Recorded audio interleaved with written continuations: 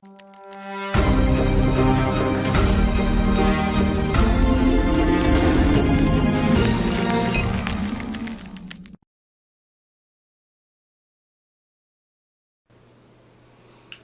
back, everyone. Just as a reminder that if you have photos or videos of your truck and you don't have the time to get them out there for the world to see and appreciate, you can send them to twb1776@gmail.com. It's completely free. I'm asking no money in any way. You will need to include the make, model, year, horsepower, and your first name. If there is anything that you may want blurred out, I can do that as well. Today I'm going to talk about driving a big truck during the winter season. Even if you are an extremely experienced and highly skilled truck driver, winter driving conditions can present challenges. Wet or icy roads make it difficult for trucks to handle a load and make it difficult for you as a driver of a big rig to slow your truck down enough to stop. It's very essential to remember when the roadways are wet, icy, or snow covered, you must slow down. Posted speed limits are for ideal conditions. Slower speeds give you more time to react if anything goes wrong. You need to use lower gears and gentle braking when going downhill. Avoid unnecessary passing and lane changing. Always maintain a good distance from other vehicles. Slick, wet, icy roads present ideal conditions for rear-end accidents. Increased speeds and increased weights affect stopping distances greatly also. The heavier the truck, the more work the brakes must do to slow or stop that truck. Empty trucks will tend to bounce and lock up the tires when the brakes are applied, if they're applied too much.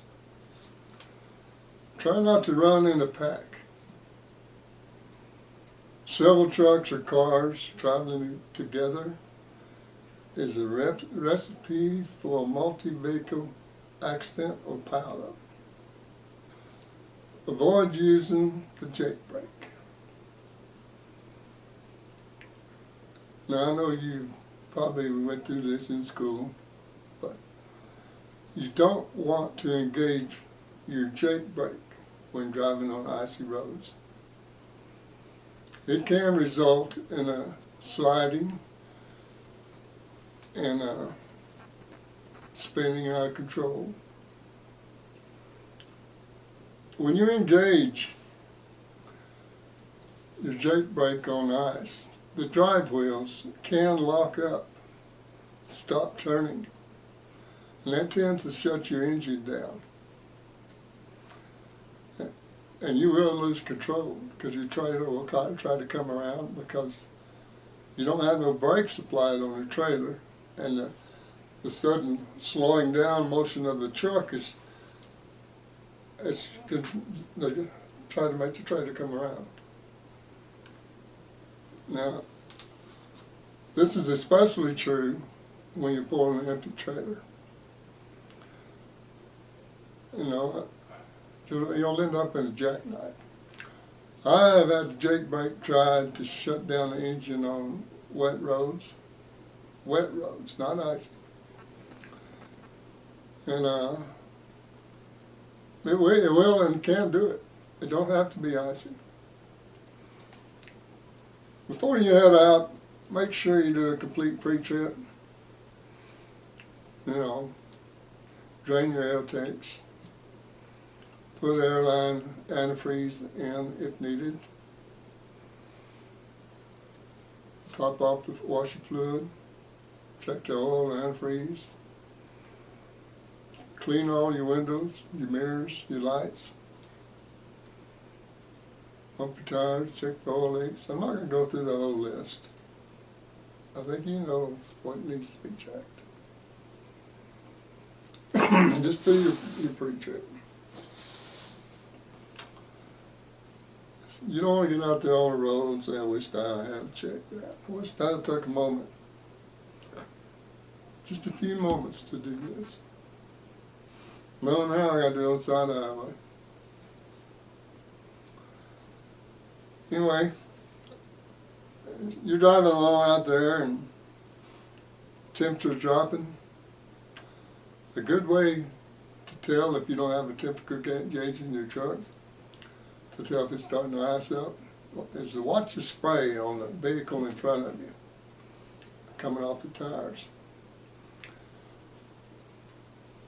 Pay attention. If it's got quite a bit of spray, then the roadway is wet.